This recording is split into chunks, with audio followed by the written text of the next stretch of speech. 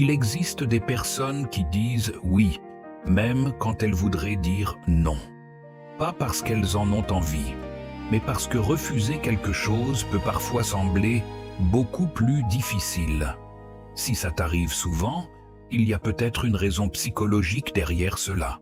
Peut-être que quelqu'un te demande un service, et même si tu es fatigué, occupé ou simplement pas disponible, tu réponds quand même « oui, pas de problème ». Puis plus tard, tu regrettes un peu d'avoir accepté.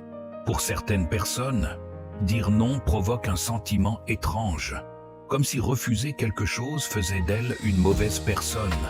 Alors leur esprit choisit la solution la plus simple, dire oui.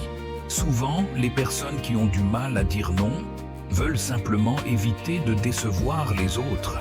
Elles ne veulent pas créer de conflit, ni blesser quelqu'un. Alors elles préfèrent parfois se mettre elles-mêmes de côté. Ces personnes sont souvent très empathiques. Elles ressentent facilement ce que les autres peuvent ressentir. Alors, refuser une demande peut leur sembler presque douloureux. Avec le temps, dire oui peut aussi devenir une habitude, une réaction automatique, avant même d'avoir vraiment réfléchi. Le mot « oui » sort presque tout seul. Parfois, il y a aussi un désir très humain derrière cela. Le désir d'être apprécié, d'être vu comme quelqu'un de gentil, quelqu'un sur qui les autres peuvent compter. Mais il y a un paradoxe.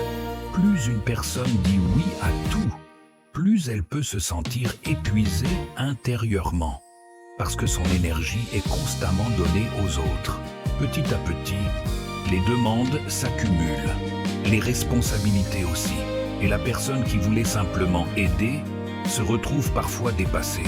Souvent, ces personnes passent aussi beaucoup de temps à réfléchir après coup. Pourquoi ai-je encore accepté ? Mais leur esprit cherche surtout à comprendre leur propre réaction. Parfois, derrière cette difficulté à dire non, il peut aussi y avoir une peur discrète. La peur d'être rejeté, la peur de perdre une relation. Même si cette peur reste silencieuse, mais cette difficulté peut aussi révéler autre chose. Une grande sensibilité aux autres, une capacité à comprendre les besoins des gens, et une envie sincère d'aider. Dans un monde parfois très individualiste, ce genre de sensibilité peut sembler rare, parce que vouloir aider les autres reste une qualité profondément humaine.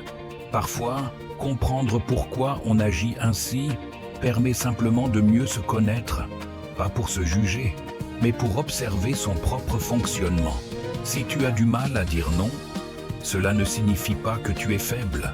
Peut-être que ton esprit est simplement très attentif aux autres, et peut-être que cette sensibilité fait simplement partie de qui tu es.